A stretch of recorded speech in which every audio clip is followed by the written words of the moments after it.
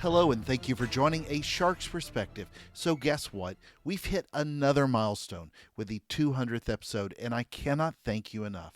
We'll discuss that a little more towards the end of the show. But for today's special guest, yet again, I must say that I am such a big fan.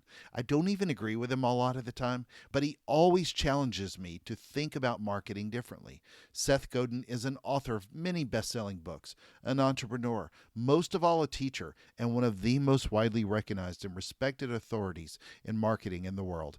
And on this episode, we'll discuss what is marketing, what marketing can and cannot fix, marketing versus advertising, focusing on the wrong thing on social, meatball Sundays, vegan and gluten-free recipes, 7,500 blog posts, Adam West as Batman, and a lot more. So let's tune into the amazing Seth Godin with an amazing shark on the 200th episode of A Shark's Perspective.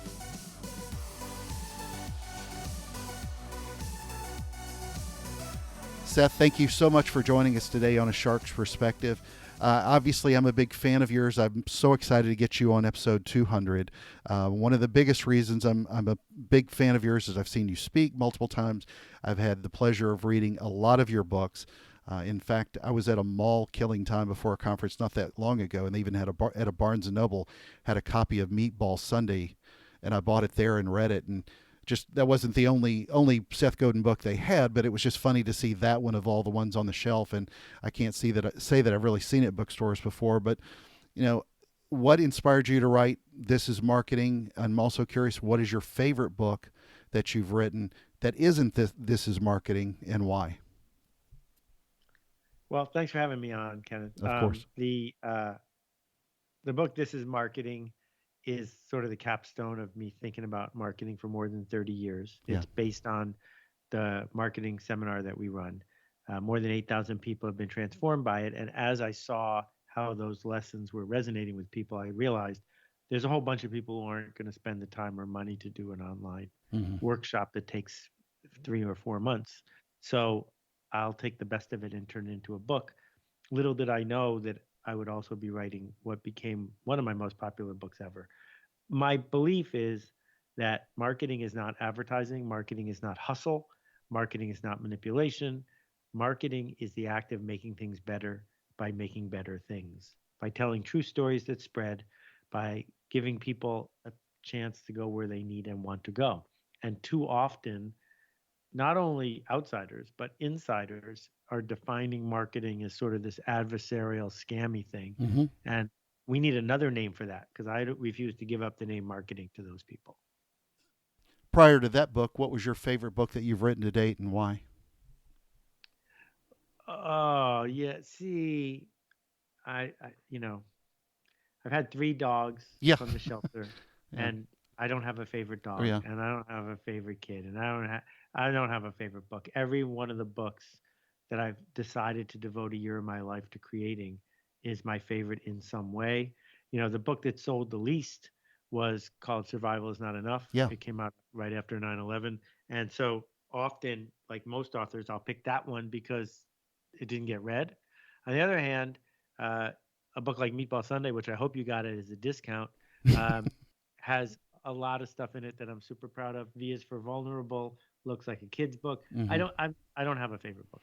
Well, I think all of them are fairly evergreen, which is great. I mean, you're thinking on a different plane, I think, than most marketers today, at least most thought leaders. And I would agree with you, obviously, that it's sort of a capstone, and that's why it's my favorite as well. But to kind of dive into the book a little bit further and what is hitting us today as a general marketing problem. In this is marketing. Early on in the book, so early in fact it was in the author's notes before chapter 1, you made some suggestions as to how to know if you have a marketing problem. And I think basically you called out, if I remember right, it's if your ideas aren't spreading, community wasn't what it could be, people around you don't care as much. And I'm paraphrasing much of that, but at the end of it, you perfectly note that if you see a way to make things better, you now have a marketing problem. So I couldn't agree more with those suggestions and how to look at it. However, I'm kind of curious today, as you look at your own career as well, I'm curious if you believe that we're quickly crossing a path, through some sort of fictional demarcation line, but where society has shifted to where there isn't a solution even if we can see it as being attainable. Because can marketing fix what we so often call is the problem? Um, I'm trying to decode the question. I think if marketing caused a problem, marketing can solve a problem, right? I don't think marketing can help us with faster than light travel, but I do believe marketing can help us with uh, getting a sensible cap and trade carbon trading policy in place. I think marketing can help us get back on track in terms of people talking to each other civilly. I think that marketing can help us get kids vaccinated so they don't get sick and die. These are marketing problems because they are caused by human beings not communicating with each other clearly, and marketers are supposed to be good at that. Yeah, I agree. I think just what I recognize so often, and maybe it's just because of the change we have in leadership way too often, is that so much of what gets blamed by businesses often is put on the marketing team. And you hear a lot of executives, at least I do, a lot of ones that I've consulted with, tend to think of one of the issues we see where the lifespan of the CMO, for example, is about that of an NFL running back. And I read your article recently in MIT Sloan about the need for more leaders to show leadership than be Right. managers. And one of that I thought about with the CMO, for example, trying to fix a lot of the problems that, and they can't obviously fix all the problems that customer service if they don't manage that, or the sales team, or whatever the service delivery is, or the product Right. failures. They can't fix that, but they Well, often so get so blamed here's for the the thing. problems. The reason that the typical tenure of a big company CMO is 18 months is that it takes 14 months for the CEO to realize the promises aren't getting kept, Mm-hmm. and then 4 months to find a replacement. And the reason the promises aren't being kept is that both sides are delusional about what marketing Yes. all by itself in the advertising department is capable of. That the CMO comes in and says, "Oh, trust me, with a new logo, a new jingle, and some ads, Mm-hmm. we're going to be able to shake things up." No, that's not what marketing is. That the CMO actually needs to be in charge of everything. She needs to be in charge of customer service. She needs to be in charge of the what's going into the water supply. She needs to be in charge of the warranty and the pricing and the product design because all of those things are marketing. And the problem we've had as we broke companies into fiefdoms Mm-hmm. is that we know what accounting is and we know what supply chain is, but we don't know what marketing is. So all we've done is given marketing a pile of money and some ad budget, and all they know how to do is change the logo. That's not marketing. And when we point to organizations that have had historic growth, when Yahoo bought my company, they didn't have a marketing department. There were only two people in the whole company who had marketing in their Mm. title. And that's because everything Yahoo did was marketing. So therefore, they didn't need a marketing department. If we look at the growth of Wikipedia, Google, Airbnb, Amazon, Starbucks, these institutions don't grow because they have a good logo. They grow because they made something people wanted to talk about. And it's time for marketers to stop accepting being put in a corner and instead lead by saying, I know how to bring something to the public that the public will embrace and talk about. Such great points. So, you talk about the role of advertising, how it's even changed how you perceived your own role as a marketer to where you got back to focusing on stories and tribes, et cetera, over your career. How then do you view a marketer's role with advertising then? What's their place that they play with it? If you look at social media, for example, Facebook or Instagram are channels where we're building community and to some degree often with advertising intertwined with that community. But how do you see a marketers working better with advertisements to do better marketing, whether it's on social or any other channel? How do we pull all those pieces together, especially if they don't have a large enough team to do all those things, separately or together, I guess is what I'm trying to say. How do they keep that all together to achieve the marketing purpose rather than just the advertising purpose? Okay, so I talk about this a little bit, and this is marketing. Advertising can be easily divided into two parts: direct marketing and brand Mm-hmm. advertising. Direct marketing, as my friend Lester Wonderman would have said, is action marketing. It is measured, responsive marketing. The internet is the holy grail of direct marketing. That direct marketing used to be a little sidelight, but now if you're spending money on Google or Facebook, you're competing against direct marketers, even if you're not a direct marketer, because people are measuring. And if you're measuring and it's worth $100 to get a new customer and it only costs you 10, you should buy infinity. And that's how Google and Facebook grew so big so fast. Is they were selling $100 worth of value in a measured way for 10 bucks. So someone says I'll pay 12, someone else says I'll pay 14, and the next thing you know, they're keeping almost all the money. And that's different than brand advertising, which is I need people to feel differently about who my organization is. And I'm not exactly sure who those people are. And I don't know how long it's going to take to change their mind. And so I'm going to sponsor this podcast or the US Open, or I'm going to run a full page ad in the New Yorker, and on and on. Now, if a marketer is going to spend $1 on advertising, that marketer has to first believe that there isn't a better way to spend that dollar on marketing, to spend that dollar on product improvement, to spend that dollar on customer delight, to spend that dollar on innovation. Because if that dollar can be spent better in that format, then you should. Then you're left with, all right, well, I've got this thing. How do I explore online direct marketing? And the answer is you test and measure and test and measure and test and measure. This isn't rocket science. Mm-hmm. You don't need a giant strategic thinker to do this. You just need a mindset of we're scientists. What should we try? Brand advertising, on the other hand, is a giant, giant crapshoot. Nobody has any clue how to reliably do brand advertising, and no one ever has. That we can point to the Jolly Green Giant and Frosted Flakes and the Volkswagen Beetle, but that's survivor bias because there were plenty of other brands that spent a lot of money in 1964 that we don't remember. And all we know is that people who spend a lot of money on brand sometimes build a brand for the ages. And we also know that if you don't spend enough, you get nothing for your money. Well, thank goodness that you are spending the time and money to grow out your online courses, putting the time that you put out there in books and speeches so that marketers will learn. I mean, I know it's helped me. So, for whatever that's worth, thank you. But I often look as well, there's so many folks, and you discussed this on an interview some time ago with Gary Vee, that role of so many thought leaders out there. How do we sort of play in that space? But I often think, what is the playbook that leaders should use to develop smarter marketing strategies? And I don't mean this literally, but I often ask people working at brands, who are the people that they listen to learn, to gain more wisdom from, rather than just channel knowledge. I sort of want more of them to say Seth Godin first, or the ones that I'm fans of, the Martin Lindstroms of the world, people that are really focused on customer problems like that. But if you had to sort of point people in the right direction so that they learn over their career these better strategies, what's going to make them better marketers, what kind of guidance do you give them so that they can gain this, again, wisdom? I'm going to say wisdom instead of knowledge, so that it helps the customers more.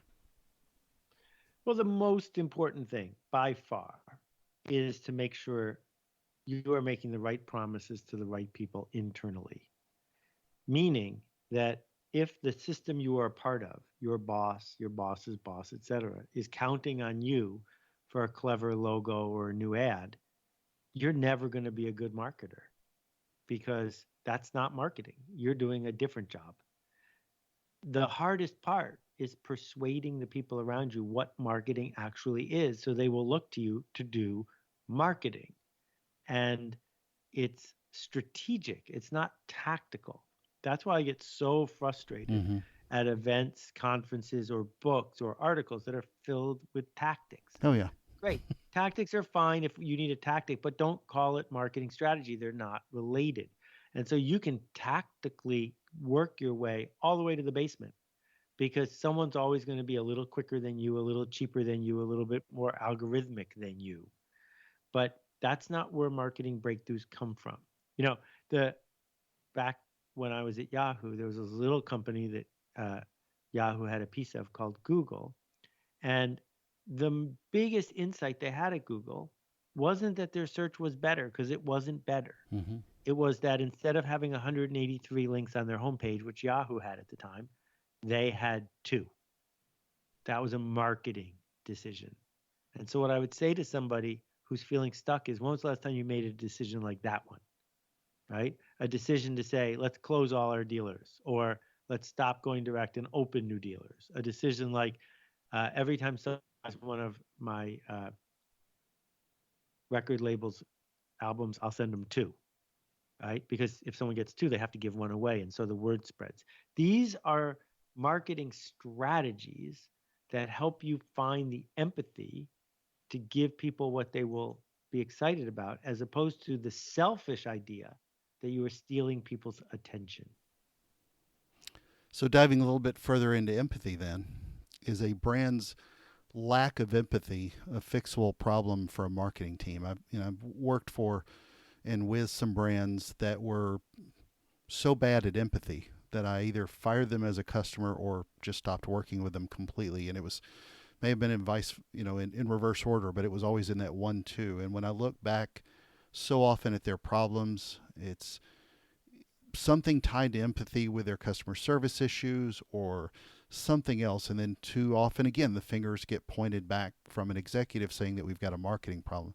I guess, do you think that the death of empathy has changed for the worse? Is it a fixable problem for marketers to really focus on today? Well, human beings have historically been terrible at empathy, right? Genghis Khan burning down villages and raping people he encountered. There's an empathy shortage. There always has been. The miracle of the last 100 years is that in many situations, you could make a profit by being empathic. So suddenly, we don't have to sell empathy as a moral imperative. We can sell it as a selfish imperative. And if management is insisting on shortcuts and short term results, what they believe they're doing is increasing short term profit. But what they're really doing is sacrificing empathy and mortgaging the future of their organization. So then diving into something you mentioned earlier, we were talking about a little bit about agencies, and I think this is where some of the problem also comes in.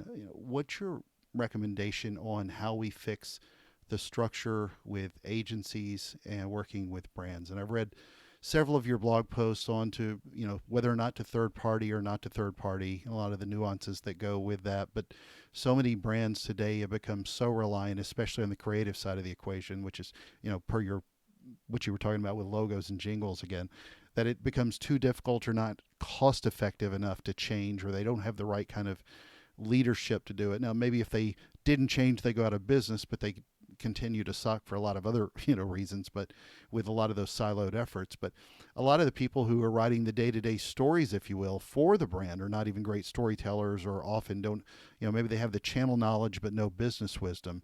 And a lot of that day-to-day is a far delineation from a leadership's intentions. I mean, even with some of the best agencies as well, it becomes, are they serving their customer, which is the client, or is it the problems of the real customer, the consumer? And I'm really curious as to what you think about the agency as it is and exists today, and that whole dichotomy. Well, someone from Omnicom was telling me that more than half of their revenue now comes from things that have nothing to do with traditional advertising. Yeah. That's a massive, Yeah. massive shift. So the agencies have been not stupid about diversifying streams of income, but the historical bias of the agency persists, which is they worked for free because the media companies paid them a commission. And their whole mindset is not how do we sell more product. Their mindset is how do we sell more ads, or if not ads, more PR or other services. That's what they do for a living. Now, the question is, what does the client do for a living? Because more and more, the clients don't make the thing they sell. Mattress companies don't make mattresses. Toothbrush companies don't make toothbrushes. They buy them from a factory somewhere else. So if you're not making the thing and you don't have stores, then what exactly does everyone there do? And I would say they do marketing. So if you're going to outsource your marketing, that would be fine if you could figure out how to outsource everything and then you could just go home and cash checks. But I don't think you can outsource your marketing because I think as the client, you still say yes, you still say no. As the client, you still push for better strategy. So I guess what I would say to clients is who are you uh, giving authority over your marketing to? Because if you're giving authority of your marketing to someone else and you're going to blame them when it fails, I think you've abandoned your fiduciary responsibility. And I got no problem with creatives at agencies. I got no problem with their ability to execute on ads. But I think it's a huge mistake to say, I got a good idea and some money. I hope someone at an agency can fix this for me. Mm-hmm. Yeah, and that all goes back to really for a lot of the folks understanding, if the leaders know how to lead and diversify with those agencies as opposed to just manage and farm it out. And I think that's just such a common problem for brands today. Is you've got so many people that are strictly managers, but not leaders per the article you wrote. And this harkens back to something else. I'm going to kind of weave back in, but you mentioned about conferences and talking about tactics. I can't tell you one time that somebody asked me to speak at a conference that didn't ask me to tell a better marketing story at a marketing conference. They wanted me to tell better tips and tricks and hacks and all those kind of things that really don't go to the core of what it is we're supposed to do as marketers today. And it's just very interesting to me. I just ignore those people. Well, yeah, but you're Seth Godin, so But the reason Shark's I'm not Seth there yet. Godin, the reason I'm Seth Godin, Kenneth, is because I ignore those people, Yeah. not the other way around. That I've given 1,000 speeches, and early on, the easiest thing in the world for me to have done was to write the Permission Marketing Handbook Yeah. and the 100 ways to make your permission marketing do better, and then to be a consultant to MailChimp, and then to be a consultant to HubSpot, and on and on and on. Mm-hmm. That by not doing any of those things, not wasted, I gave up a lot of money, a lot of short term wins. But the end result is if you stick to strategy, you get side. And so many organizations have ended up, you know, well, there's this great expression, which is if you A B test a website enough, it will become a porn site, All right. Right. right? Because on any given choice, if you move toward short term pandering, it works for a while, Mm-hmm. but it doesn't get you where you want to go. Well, you speak a lot to entrepreneurs. I've listened to your own podcast over the years talking to entrepreneurs as well. And we're in an era now with money, especially with VC funding jumping in for a lot of quick gains and payouts. And I always love to believe that the entrepreneurs are, the children of the future. And I'm hoping they can unfix and disrupt and unseat a lot of the brands that have done marketing for fixing their customers' problems wrong, get rid of them. But does the entrepreneur of the future, in your opinion, sort of have time to help build out a better tribe of followers so that they can be better marketers as entrepreneurs? Okay, so to be an entrepreneur means you're building something bigger than yourself, Sure. usually with someone else's money. Uh, so if you want to be an entrepreneur, it seems to me you need to hire somebody who can do every possible job so that you don't have any of them.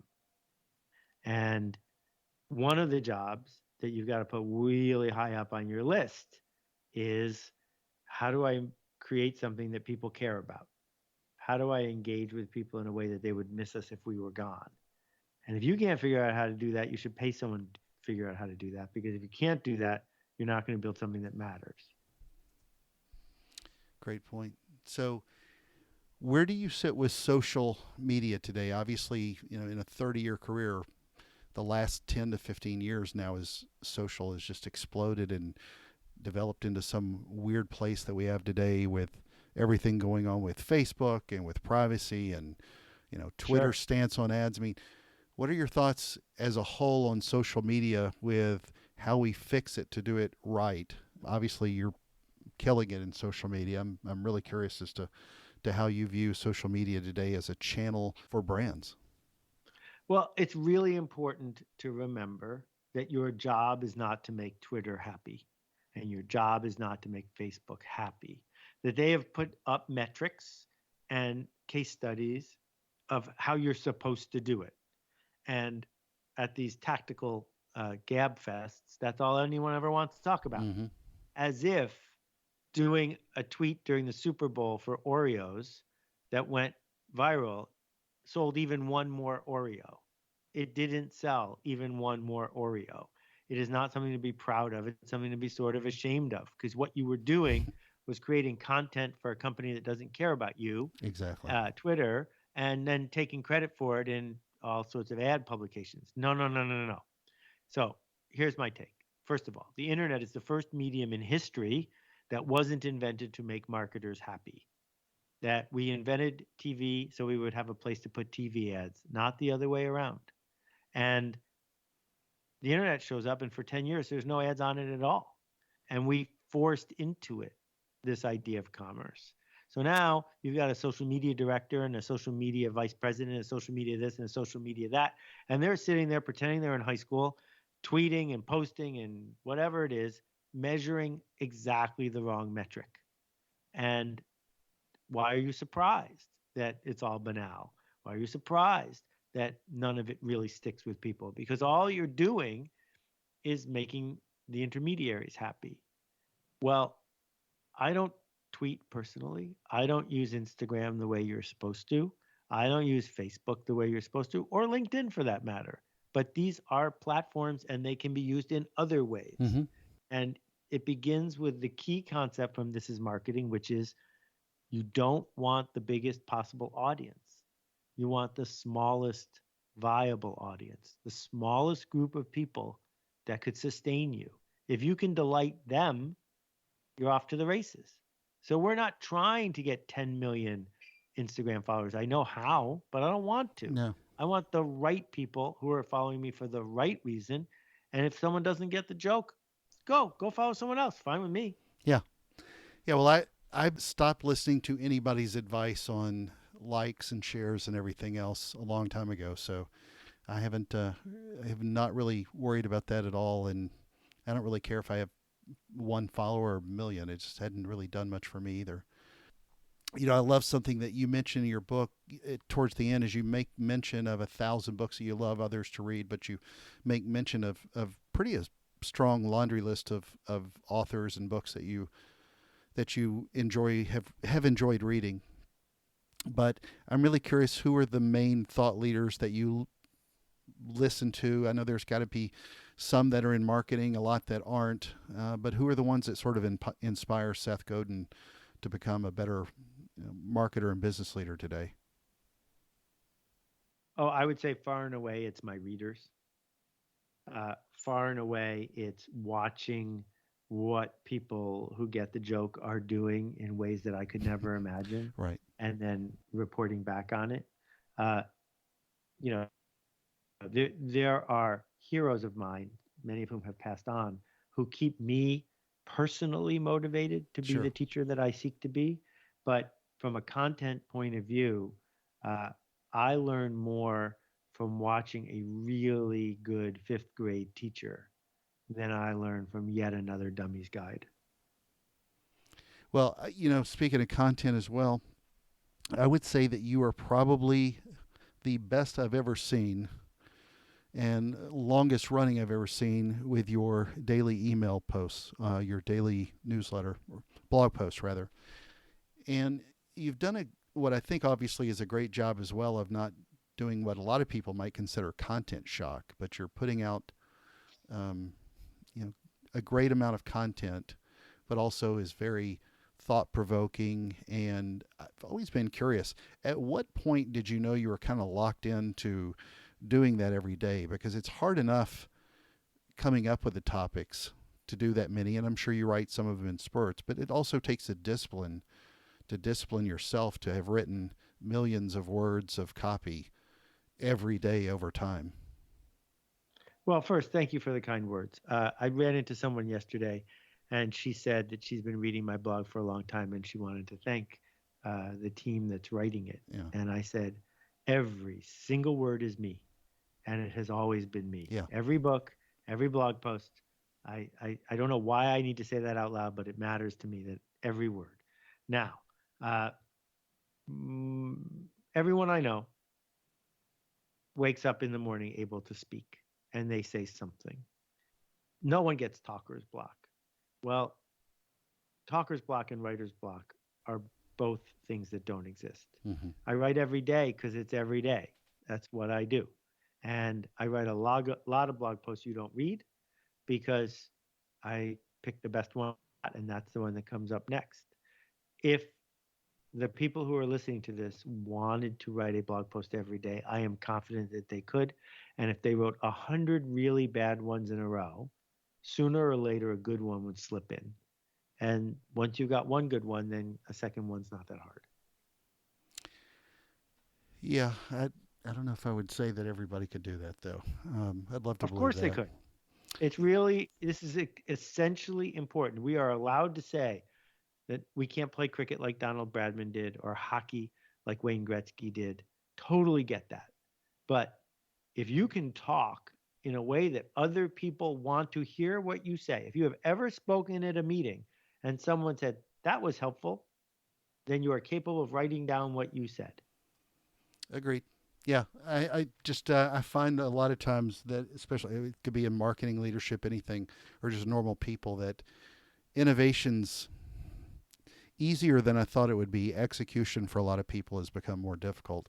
And I sort of think of that, of just that discipline of doing that and executing it every day has just been masterful. And a friend of mine brings up a lot of his conference pitches. He asks how many people get up in the morning and go, to their social feed so that they can go look at what their favorite brand says or does or Right. pronounces. Of course, nobody does. Nobody wants to know what their thought leadership is from Nike at 5, 6 in the morning as to what they have to say about sneakers. But every morning I look forward to reading that, and it's sort of my daily affirmation for marketing. So, Well, so thank anyway, you. Seth, I would love to believe that you haven't been asked this on any previous shows or written about sharks in your books. At least I don't recall them.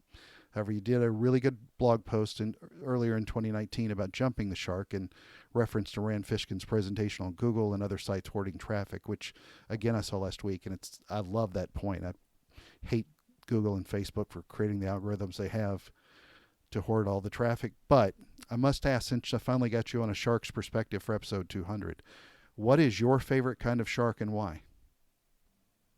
Well, at the summer camp that I helped run up in Canada, where I still go 45 years, 47 years after I started, uh, we used to sing a song about shark swimming, and we used to stand up on our chairs and act it out. And apparently, it's not that different than the whole baby shark thing that's going around, just different enough. Yeah, And so every time I hear about sharks and things like that, that's what comes to mind is shark swimming, do, something like that. So good there's one. my favorite shark, There you go. Even get you impromptu to for you. sing. Yeah, thank you. Well, Seth, you've written quite a lot about decisions and choices. It's that special time in my show. Are you ready for the 5 most interesting and important questions that you're going to be asked today? Okay, All right, number 1, do you consider yourself an author slash speaker or a marketer? I'm a teacher. Good point. Number 2, attention or trust? You can't have one without the other. It's like walking to school and taking your lunch. Agreed. Yeah, and I was going to dive in a little bit further on that earlier in the show, but I knew we would get to this question. Number 3, Facebook or Instagram? I refuse to use either one of them. Good man. Number 4, Marvel Comics or DC Comics? Okay, now this one is a good question. Thank you. Uh, I don't like any Batman except for 1965 TV Yeah, Batman, Adam West. which I like very much. And if anyone gets a chance to look up the Adam West phone book story from Idaho, go look it up. It's magnificent. But if we leave out that Batman, the other Batman, the psychopathic Batman from DC, I'm DC, DC, DC all the time for sure. But every once in a while, an innovative idea would show up in the Stanley universe. Hmm. And so I'm okay with that. When it comes to superhero movies, it's Buckaroo Banzai, hands down. Buckaroo Banzai. Well, you got to admit, I will give the Marvel folks credit for one thing. They did a better job of casting all of the Avengers than the 15 people that have been in Batman in the last 20 years. So once they put Robert Downey Jr. in, and he made me cry in Endgame, I got hooked a little bit. So I hear you. number 5, and the most important question that you're going to be asked today is biscuits or cornbread? Well, I make a gluten-free vegan cornbread that's pretty awesome. So I'm going to have to go with cornbread. I don't even know what you would call that. There's no corn. What? Corn doesn't have gluten in it. Well, that's true. That's true. So, Seth, where do you want people to find out more about you? They need to get a copy of This Is Marketing, which they can get anywhere. But where do you point most people to?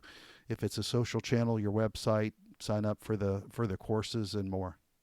Yeah, the workshops are at akimbo.com. That's AKIMBO. And the podcast is at akimbo.link.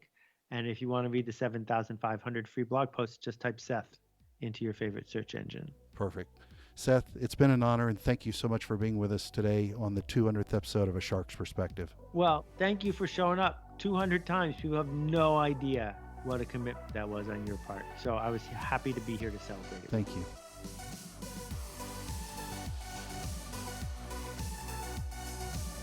So there was my conversation with Seth Godin, an author of many best-selling books, an entrepreneur, most of all a teacher, and one of the most widely recognized and respected authorities in marketing in the world. Let's take a look at 3 key takeaways from my conversation with him. First, he doesn't like tactics referred to as marketing, and he's right, obviously. A hack, for example, is not a strategy. One of the things that I wrestle with all the times as a marketer or speaker is that my focus is most often on growth. And that's when a lot of this sort of blends together. If you're at a small brand, then you might have a small team or, say, an army of one that wears many hats like social, SEO, and advertising and everything else. And if you're at a big brand, then maybe your role is more customer focused, but the team's actual goals might be focused on growth or ads or something like that. My point is that so often marketers might have a more prominent focus on something other than marketing, and that takes them in a little different direction than just pure marketing. And although I don't worry about the delineation between marketing and advertising as much as someone, say like Seth, I do believe that much of marketing is being done incorrectly today, and that includes much of the advertising efforts as well. The focus has come so far off the customer, and brands have gotten too far away from the stories that they should be telling. Second, he is so right about social media. Don't worry so much about the social platforms when you consider that you're overlooking the customers. If you're buying a product, then do you really care how many likes or shares that brand's social post got? No. So why as a marketer are you so focused on making Facebook's algorithm, for example, happy, as opposed to making the consumer happy? Instead of looking at a social post and counting the numbers of likes, focus on, is there a way to quantify how much customers actually like you and your brand? Third, I would love to tell you that if you read This Is Marketing or any of his books, then you would know exactly what to do. I wish it were that easy. One of the things that I think of often that I asked him about was a playbook. Now, we know from a lot of the top influencers like Seth how they view what marketers should do. However, the challenge is that most marketers don't have a 10 commandments, if you will, a list of laws set in stone, or a how-to playbook that guides us daily, especially when you think about how many conflicting opinions there are and whose playbook to follow. Do you stick to the academic version of the 4 Ps from college, what your bosses tell you to do, or what Seth or any other marketing influencer challenges you to do? So when they say you should push back internally, as he referenced, then they need a fairly concrete way to explain that better. And I get that it's tough for a lot of people, and it doesn't make it right in any way when it's done wrong, but it is what it is. Plus, it's an evolution. Everyone who learns should be getting better, and we should all hopefully keep learning. We hope anyway that you learn where to focus better.